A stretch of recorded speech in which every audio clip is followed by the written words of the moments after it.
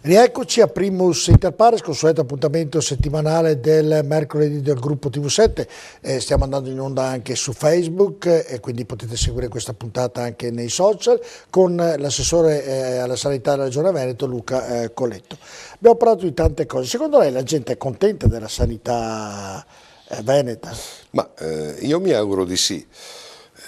Anche se delle lamentele ci sono sempre, evidentemente. Vuole che ne andiamo a sentire un po', sentiamo cosa dicono. Allora, sentiamo certo. Un po' di gente così trovata che ci racconta com'è la sanità in Veneto, in questo caso anche a Padova, perché ovviamente noi andiamo in onda a Padova. In generale qua a Padova mi sono trovata bene, ma penso che sia stato un po' un caso, ho sentito anche cose diverse, insomma, comunque mi sono trovata bene. Trovano molto spesso congestionate queste USL, però insomma in linea di massima anche con altri centri esterni convenzionati con l'USL si riesce comunque ad ottenere un ottimo servizio, direi. Il rigore c'è per quanto ho avuto esperienza io. Tuttavia le tempistiche sono sempre un po' opinabili a seconda del luogo in cui si va, soprattutto gli ospedali magari più grandi, i centri più grandi dove sono più frequentati, più pazienti, c'è sempre questa lentezza di fondo. Personalmente ho avuto esperienze positive, quello che sento in giro è che non sempre le condizioni di, chiamiamola, ospitalità dei clienti malati sono all'altezza delle richieste e dei diritti delle persone, soprattutto in certi contesti, in certe regioni. Adesso mi pare che si ventilino dei cambiamenti, vedremo dove andremo a finire. In genere vedo bene, insomma, le persone che frequento stanno bene, quindi. Abbiamo avuto occasione a Natale di essere in ospedale, stati assistiti completamente insomma, guarita in maniera corretta, quindi sembra tutto ok. Mi sembrano assessore positivi quelle persone che abbiamo e poi altre ci hanno risposto rapidamente sì, siamo stati bene, però quasi tutte abbastanza positive, e aggiungo anche in tantissimi reparti, in un sondaggio che abbiamo fatto sono rimaste molto soddisfatte le persone, in pochi reparti sono rimasti un po' scontenti, però diciamo che la sanità, in questo caso per quanto riguarda la città di Padova, è una sanità funzionante e quindi fa onore alla regione, fa onore alla sanità, fa onore al direttore dell'azienda ospedaliera, in questo caso di Padova. Certo. Perché bisogna dare i meriti quando uno si vuole, perché criticare poi è sempre facile, ma quando uno merita e uno bisogna dire che è bravo, insomma c'è poco da fare. Sì, poi io aggiungo sempre, dobbiamo migliorare, è vero, perché il tapis roulant d'apertura esiste sempre, uno deve continuare a correre, basta fermarsi un attimo e si torna indietro. Le do dei numeri, noi eroghiamo circa 80 milioni di prestazioni all'anno, di cui 2 milioni sono in prestazioni di pronto soccorso, e abbiamo un customer care che è abbastanza importante, insomma, risultati buoni. L'azienda è un'azienda enorme, abbiamo circa 60.000 dipendenti, che con l'indotto arriviamo intorno ai 90.000. Si parlava prima di accreditati che erogano servizi per la Regione del Veneto, quindi visite specialistiche piuttosto che radiologia, piuttosto che altre situazioni legate alla sanità. Fan parte, sono complementari della struttura sanitaria regionale. Anche se i privati, per quanto riguarda l'ospedalità e per quanto riguarda l'ambito regionale, valgono circa il 15%, quindi una quota relativamente marginale, ma essendo coordinati dal piano sociosanitario ed essendo gestiti direttamente dalla Regione del Veneto, sono complementari e servono ad erogare dei servizi che magari la sanità pubblica non riesce a coprire totalmente. Prima di andare ad analizzare le cose più spinose, io cerco di fare delle domande abbastanza della gente comune. 3 domande. La prima domanda: se nell'ospedale secondo lei si mangia bene, la seconda se gli ospedali del Veneto sono puliti e la terza se sono sicuri. Andiamo per grado. Si mangia bene in ospedale? Ma in ospedale certamente non è un ristorante, su questo non c'è un dubbio. Però arrivano 10 menù, insomma, un menù con 10 pietanze, scusi. Menù con 10 pietanze penso che possa essere soddisfacente, del resto il paziente che è ricoverato deve essere innanzitutto curato. E quanto poi... costa all'ospedale il mangiare dei pazienti? Ma guardi, parlo del Veneto, non voglio il singolo, più o meno se lo ricordo. Ma per quanto riguarda il Veneto va dai 4 ai 6 euro a pasto, circa. In altre regioni costa molto di più. Questo risultato noi l'abbiamo ottenuto proprio con la centrale unica degli acquisti, senza andare a discapito di quella che è la qualità. Quindi, mi scusi, 4-6 euro a pasto, compreso la colazione al mattino, oppure pranzo, cena e la colazione a parte? Pranzo, cena e colazione a parte, sono i 4-6 euro. Detto questo, noi riusciamo, come dire, a soddisfare abbastanza bene, reputo. Poi è chiaro che l'ospedale non è un ristorante a 5 stelle, su questo non c'è dubbio. Certo è che umanamente va contemplata anche questa necessità, perché noi cerchiamo di essere il più vicino possibile al paziente che soffre di una qualche patologia ed è in ospedale non per divertimento evidentemente, ma perché deve essere curato. Quindi diciamo che la parte dei pranzi siamo ottimale. La polizia è un ospedale, gli ospedali di Veneto sono puliti, vengono controllati ovviamente dai direttori generali, dall'assessore alla sanità. Com'è la situazione polizia per quanto riguarda gli ospedali? Perché poi l'ospedale deve essere pulito per 1 miliardo di motivi inutili che li ricordi. Il primo è una questione di igiene, perché evidentemente quelle che sono le infezioni ospedaliere sarebbero moltiplicate se non ci fosse pulizia e igiene, a partire dalle sale operatorie a finire dall'ultimo scapuzzino, vero? Perché è tutta una catena quella dell'ospedale. Il primo a controllare è il responsabile del reparto, per poi arrivare al direttore medico. Il direttore medico che lo configuriamo come l'ufficiale di picchetto nella caserma, no? Certo. Che deve conoscere esattamente tutti gli spostamenti, deve avere tutte le liste operatorie, deve avere il controllo delle liste d'attesa, quanti medici sono presenti, quanti sono in ferie, l'operatività al 100% dell'ospedale.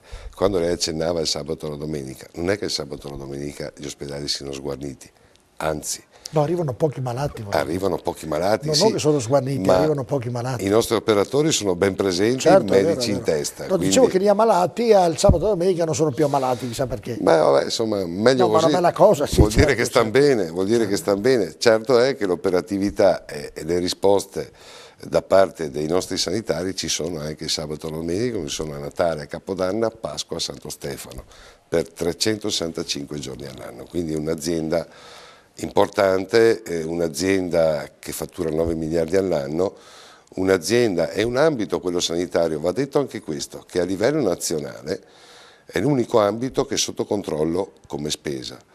Perché? Perché quanto è stato stanziato nel 2014, che all'epoca erano 109 miliardi e 900, sono stati spesi esattamente 109 miliardi e 900.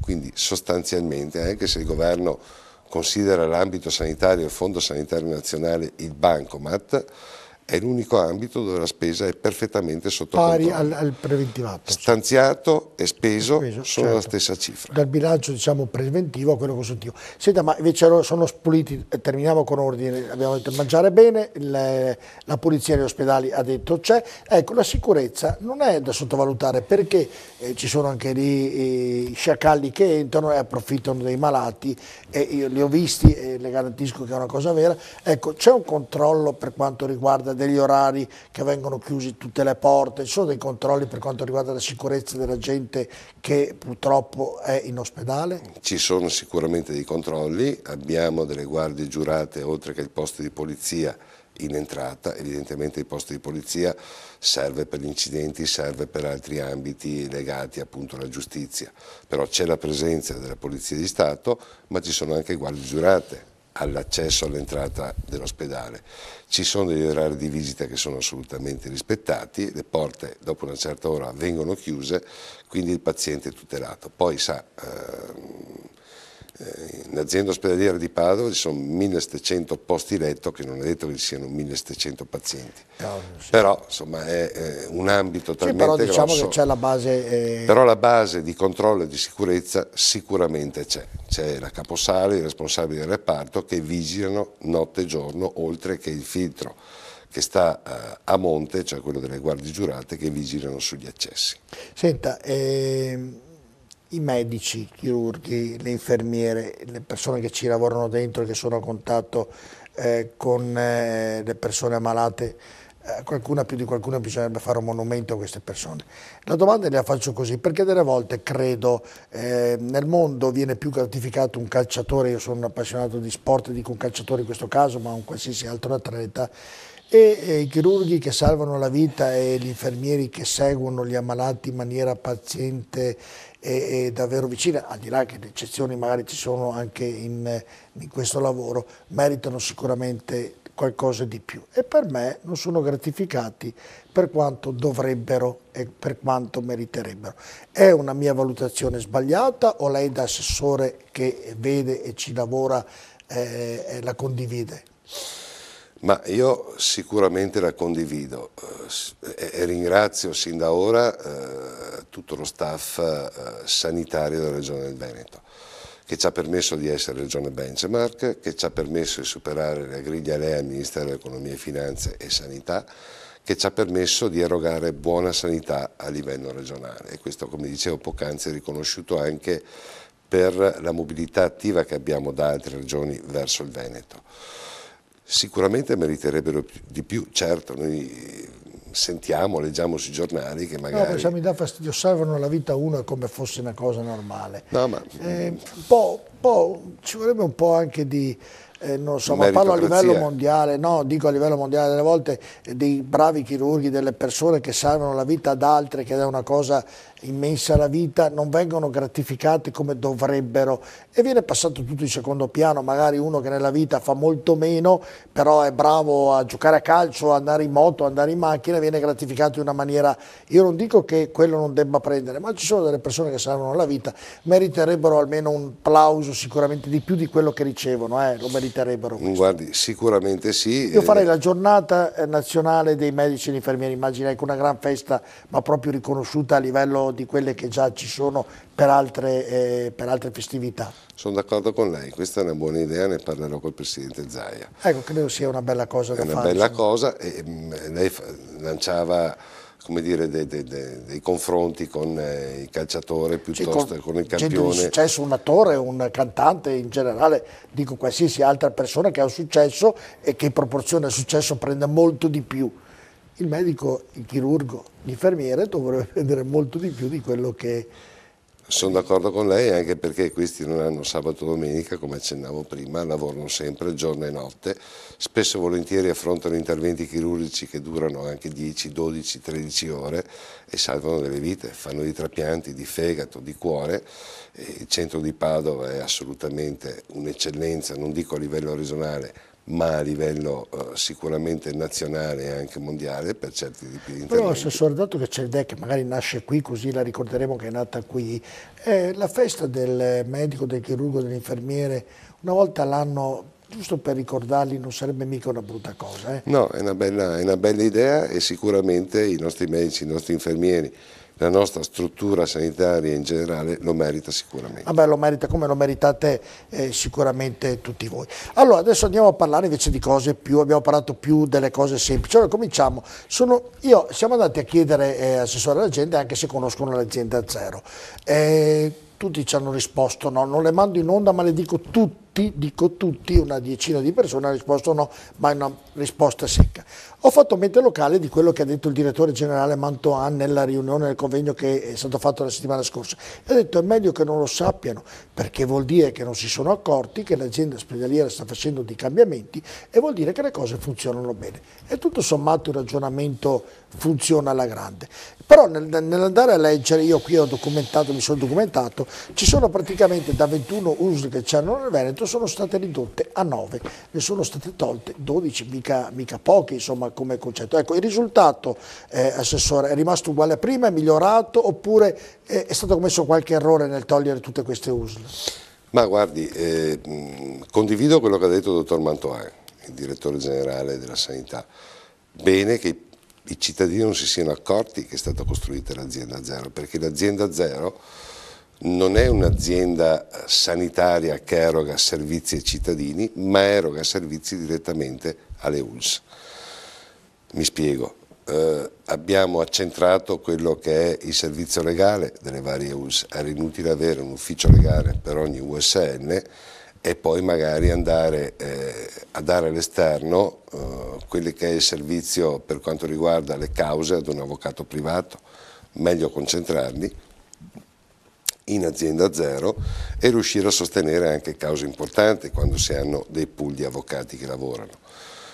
Mi viene in mente un altro ambito che è quello legato alla progettazione degli uffici tecnici. Era inutile avere 21 uffici tecnici dislocati su tutto quanto il territorio, ma possiamo mantenere tranquillamente un ingegnere, un architetto o un geometra che faccia manutenzioni sulle nuove ULSS residue ed avere tecnici come ingegneri, architetti e geometri concentrati in azienda zero che riescono a fare ad esempio il progetto del nuovo ospedale di Padova senza andarlo ad appaltare all'esterno. Quindi concentrare per dare risposte, per fare da supporto in ambito burocratico amministrativo alle 9 USL che sono state costituite. Se le rubo un attimo così le ricordiamo anche per i nostri telespettatori. L'USL Luna sono le Dolomiti, comprendono 64 comuni da Agordo a Vodo di Cadore a Zoppè di Cadore, tanto per citarli. Poi c'è la USL 2, la Marca Trevigiana, che invece ne comprende 95 comuni da Altivole a Volpago del Montello, Zenon di Piave a Zero Branco. Poi c'è la US Serenissima, questa è quella che ne ha quasi meno, anzi ne ha 24, che comprende da Campagna Luppia, Vigonovo, Stra, Spinea, Mira, quella zona lì. La USL 4 del Veneto orientale che comprende ne ha 20, questa che sono la più piccola, da None Veneto, Caole, Ceggia, San Michele Tagliamento, Sastino di Livenza, Taglio Veneto, Torre di Mosto. La Polesana che ha 51 comuni, da Adria a Trecenta, Villa Dose e via di Scuola Villa Marzana. Leugane, che è quella padovana che ne ha più di tutti, che ne ha ben 103 da Abano per chiudere quella di Vo, la Pedemontana che ne ha 60 da Arsiero a Vele d'Astico, la Berica che è quella vicentina da Agugliaro, dunque la Pedemontana ne ha 60, la Berica 61 da Agugliaro passando per Brendola, Torre di Quartesolo eccetera, e poi quella veronese che comprende 98 comuni da Albaredo d'Adige a Villafranca di Verona, a Zevio e tant'altro. Quindi queste sono le 9 USL del Veneto, tanto per ricordarle ai nostri telespettatori, per chi non lo sapesse, insomma. Certo, abbiamo inteso razionalizzare, non siamo la prima regione che fa questa razionalizzazione, che non significa tagliare e razionalizzare, significa spendere bene i soldi dei contribuenti. Le abbiamo concentrate anche perché questo disegno, se uno leggeva con attenzione il piano sociosanitario, ma soprattutto le schede, si intravedeva già. L'ospedale capoluogo è uno solo per tutta quanta la provincia. Certo. Facevo prima riferimento al DM 70, il decreto ministeriale 70 prevede delle bacinizzazioni degli ospedali. Ci deve essere un ospedale ogni 200.000, 350.000 abitanti, proprio per evitare quello che è successo a Nola, caso di qualche tempo fa, dove un ospedale con 100 posti letto aveva un bacino di 600.000 abitanti. Questo in Veneto non accade. Esistono degli ospedali e questi ospedali hanno un bacino proprio per soddisfare quelle che sono le necessità dei pazienti e dei cittadini veneti. Quindi intorno a questi 5 ospedali, anzi 7 ospedali capoluogo, c'è stato il coagulo, ci dovrebbe essere il coagulo di tutte quante le USL.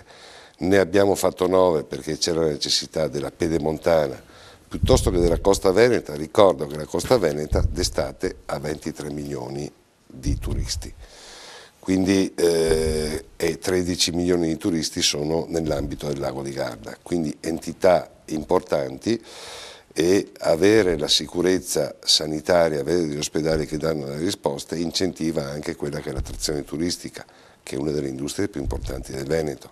Quindi questa gestione, questa strutturazione, questa bacinizzazione con le 9 ULSS, con gli ospedali capoluogo, con gli ospedali di rete su un territorio veneto, serve a dar sicurezza, ma serve anche a dare sicurezza e quindi agevolare quelle che sono le visite in Veneto di tanti turisti che arrivano non solo dall'Italia ma anche dall'Europa. Perfetto, senta, non posso non toccare il tasto ospedale Padova. Tutti gli ospedali nel Veneto sono stati sistemati, a Verona lei di Verona Anzi, si mangiano bene, poi devo andare a mangiare i tortellini dove abita lei. Mi dicono che sia un piatto sicuramente molto piacevole da mangiare. Direi che è un passaggio obbligatorio. Andrò a nome suo, va bene, no, sì. Pago per pagare, però vado a nome suo così me lo danno più abbondante. Al di là di queste battute, tutti gli ospedali sono stati quasi tutti rimodernati, a Verona è stato fatto il nuovo sul vecchio, diciamo che a Mestre è stato fatto anni fa l'ospedale nuovo, funzionante o meno, questo è anche quello da verificare. A Padova l'ospedale sono 20 anni che se ne parla, forse di più, per un motivo o per l'altro, per una guerra politica, per vari interessi deve essere ancora costruito. Lei è da 6 anni assessore alla sanità del Veneto, quindi sarà venuto a conoscenza di questo problemino che esiste a Padova, no? Mi può chiarirlo da parte della Regione questo problemino? Ma guardi, è estremamente semplice. Noi abbiamo ereditato un project che era su Padova Ovest. Facendo tutte quante le verifiche del caso, sia dal punto di vista edilizio che dal punto di vista normativo, abbiamo inteso come dire, seguire un'altra strada, una strada più semplice dove a breve io mi auguro... Vediamo le immagini dove dovrebbe essere costruito, certo. Insomma. A breve io mi auguro ci sia il nuovo sindaco, visto considerato che il commissario che c'era, che era stato nominato, non ha inteso siglare quello che era un accordo di programma finalizzato alla cessione delle aree da parte del Comune verso la Regione. Con il nuovo sindaco si potrà soddisfare questa necessità, ci sarà la cessione delle aree e partirà finalmente quello che è il progetto del nuovo ospedale di Padova. Nel frattempo abbiamo inteso dare risposta a quella che era la pediatria dell'azienda ospedaliera di Padova, una situazione diciamo un po' tirata al limite, e a breve partirà un intervento che vale circa 50 milioni, attenzione che la Regione ha già messo da parte almeno 150 milioni per l'intervento dell'ospedale di Padova, quindi non è che noi... Per l'intervento o per l'ospedale nuovo? Per l'ospedale nuovo di Padova. Però ne spende già 50 per la pediatria? Ne spendiamo 50 per la pediatria, ma è una necessità che noi non possiamo evitare, non possiamo nasconderci dietro un dito, visto che si parla di bimbi, visto che si parla di una pediatria di eccellenza, visto che si parla di una pediatria che dà risposte non solo per la città di Padova, per tutto il Veneto e anche per livello una nazionale. Domanda mi viene da farle, Assessore. Se io vado nell'ospedale di Padova c'è il policlinico e il monoblocco è vecchio, come dicono, dovrà essere buttato giù. Guardo sul policlinico, ci sono stato proprio ieri, e vedo che sono stati fatti dei lavori straordinari, è stato rimodernato, sembra nuovo, addirittura non si capisce il motivo per cui è stato fatto. Se fra poco verrà fatto l'ospedale nuovo, perché la domanda è banale, spendere i soldi così per non spenderli colà? Perché io devo avere delle strutture che siano sempre perfettamente a norma. Questa per la sicurezza dei pazienti, di chi ci lavora all'interno e per l'esito di quelle che sono le cure che vengono erogate all'interno dell'ospedale di Padova. Ho delle norme molto severe, molto rigide e intendo erogare delle cure in estrema sicurezza. Quindi... La domanda e la risposta, sapevo mi dava questa risposta, però faccio la domanda. E allora, sapendo che c'erano queste spese e ovviamente questi interventi da fare per il benessere del cittadino, la domanda è: perché tempo addietro la gente, i politici non hanno capito di far subito l'ospedale e di evitare anche questi costi? Si sarebbero risparmiati per poter costruire l'ospedale nuovo, invece le beghe hanno fatto sì che... La domanda è: ma perché? Perché cioè, delle volte le cose semplici diventano difficili, perché? Le cose semplici diventano difficili perché, tanto va detta una cosa, prima che arrivi l'ospedale nuovo ci vogliono 7-8 anni, vero? Sì, ma se tempo addietro si veniva fatto da 20 anni. Se tempo addietro no, venivano io parlo fatte... non del suo mandato, parlo da 20 anni, io parlo da 20-22 anni più o meno. Certo. Da questa storia è nata, vedo poi che in tutte le altre città del Veneto qualcosa è stato fatto, da Mestre, Verona, a Belluno vicino a Est è stato fatto l'ospedale nuovo, certo. A Padova chissà perché, sembra quasi sia una ripicca, non riesco a capire il motivo per cui non è stato fatto quando... Da 20 anni, 22 più o meno se ne parla. Effettivamente è una cosa strana, stavolta però le assicuro la partita è chiusa. Una volta che verrà nominato il nuovo sindaco e ci sarà la cessione delle aree, il progetto partirà e l'ospedale verrà edificato. E se il nuovo sindaco dice, non sarà ipotesi, Bitonci dirà io non voglio più il nuovo ospedale lì ma lo voglio sul vecchio, perché può essere che la politica succeda e faccia arrivare anche a questo, dunque si ripartirà di nuovo da zero? Domanda? Beh, guardi, io reputo che sia una possibilità remota. Molto remota, ormai è tutto fatto. Mi auguro per me stesso, per la Giunta Zaia, per il Presidente, ma soprattutto per i padovani, che questa possibilità non venga nemmeno presa in considerazione. No, io ho fatto l'avvocato del diavolo in questo caso, ovviamente, perché nella vita succede di tutto il contrario. Mi auguro che lei si sbagli. Ma no, ma non ho mica detto, io sono d'accordo con lei, sono d'accordo che venga fatto, io da padovano, che vivo a Padova, sono dell'idea che deve essere fatto da cliente ospedaliero, mi auguro venga fatto, dopodiché io non voglio sapere la politica, però mi auguro, spero, credo che venga fatto veramente per i padovani, come per Verona, come per le altre città, perché giustamente, come diceva lei, il paziente è anche cliente dell'azienda ospedaliera, purtroppo. Assolutamente. Ci beviamo un altro boccetto d'acqua? Meglio. Va bene, no? Noi ci vediamo tra poco con l'assessore Luca Coletto, scusatemi, tra poco.